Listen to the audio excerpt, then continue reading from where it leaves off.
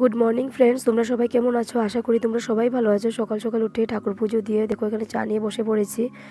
আজকে বিনস আলু মিলিয়ে ভাজা আর রুটি আর চা ছিল। আজকেও আমার ভয়েসটা শুনে তোমরা বুঝতে পারছো শরীরটা ভালো হয়নি এখনও। বর্দি ভাই দিয়েছে সব কিছু করে, আমি আজকে নিজে কিছু করতে পারিনি।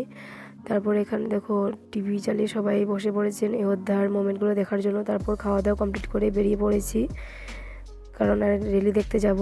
র্যালিতে কিভাবে মানুষ সবাই বেরিয়েছেন, ভাই বোন, মা, ঠাকুমা, দিদা, সবাই ওরা ছোটো ভাই বোনরা বেরিয়েছেন। আজকে রাম মন্দির উদ্ঘাটন হচ্ছে। অযোধ্যাতে দেখো এখানে কি সুন্দর করে রাম লক্ষ্মণকে সাজানো হয়েছে। আমার শরীরটা ভালো ছিল না, তারপরেও আজকের আমি দিনটা মিস করতে চাইনি। তোমাদের সাথে শেয়ার করতে পারছি বলে মনটা খুব আনন্দ লাগছে। দেখো তোমরা ছোট বাচ্চারা কি সুন্দর করে সেজে, রাম লক্ষ্মণ সেজে এই দিনটাতে ওরা এইভাবে পালন করছে। খুব ভালো লাগছিল। প্রত্যেক দেশে দেশে এইভাবে এই উদ্ঘাটনটা পালন করা হচ্ছে। তারপর এখানে র্যালি কমপ্লিট করে আমরা হোটেলে ঢুকে চা আর মিষ্টি খেলাম। তারপর চা মিষ্টি খেয়ে ওখান থেকে রওনা দিলাম বাড়ির উদ্দেশ্যে, কারণ সন্ধ্যা বয়ে আসছে।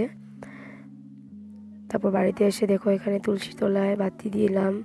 তারপর আজকে দরজায় দরজায় বাতি দেখাতে হবে, কারণ আজকে রাম মন্দির উদ্ঘাটন হয়েছে। সবাই দেখো কি সুন্দর করে বাতি দেখাচ্ছে, বাতি দিচ্ছে সবাই মিলে। আর আমাদের এখানে বজরং দলের ভাই বোনরা কি সুন্দর করে এখানে বাতি দিয়েছে।